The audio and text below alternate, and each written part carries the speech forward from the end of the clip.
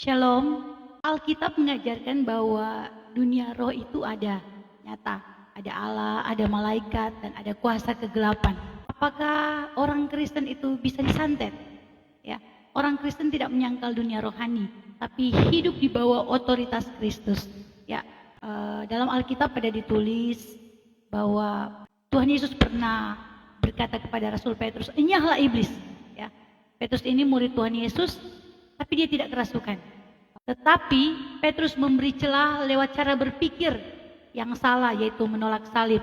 Dan kemudian Rasul Paulus pernah mengatakan bahwa ada duri dalam daging, yaitu seorang utusan iblis.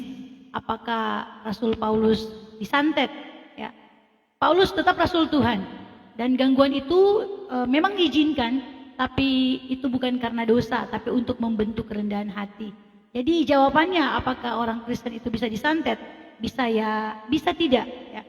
Orang Kristen bisa disantet jika tidak hidup dalam Kristus, sungguh-sungguh dalam Kristus. Firman Tuhan berkata di 1 Yohanes 4 ayat 4, roh yang ada di dalam kamu lebih besar, dan santet dan pelet itu tidak akan berkuasa atas orang percaya yang hidup dalam terang. Tapi jika membuka celah bagi iblis, ya, jika membuka celah, karena dalam Efesus 4 ayat 27 berkata, jangan beri kesempatan kepada iblis. Ya, jadi jika memberi celah kepada iblis, maka bisa. Ya. Dan membuka celah ini artinya yaitu memberi ruang dalam pikiran. Ya, dalam pikiran itu bagaimana? Yaitu membiarkan rasa kebencian, rasa kepahitan, rasa ketakutan, atau pikiran yang kotor. Dan jika orang Kristen itu masih menyimpan dendam, itu adalah celah buat iblis. Dan jika tidak segera bertobat, maka itu memberikan ruang bagi iblis untuk masuk. Membuka celah juga berarti berdoa kepada Tuhan, tapi masih juga sering mencari dukun, atau masih memiliki jimat, atau masih percaya dengan ramalan-ramalan, menolak kebenaran firman Tuhan.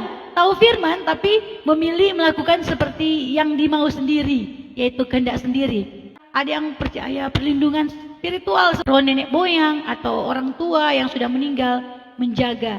Ya, itu celah. Jadi celah ini bukan kerasukan, tapi memberi izin. Jadi orang Kristen seharusnya tidak dimiliki iblis, tapi bisa dipengaruhi jika tidak berjaga-jaga. Ya, karena itu harus ada perlindungan utama, yaitu hidup taat dalam Kristus. Jadi kita sebagai orang Kristen tahu bahwa dunia roh itu nyata. Jadi jangan main-main dengan dosa. Hiduplah terus di bawah Kristus. Hiduplah seturut firman Tuhan. Yakobus 4 ayat 7 berkata bahwa tunduklah kepada Allah dan lawanlah iblis, maka ia akan lari daripadamu. Ya, Tuhan memberkati kita semua.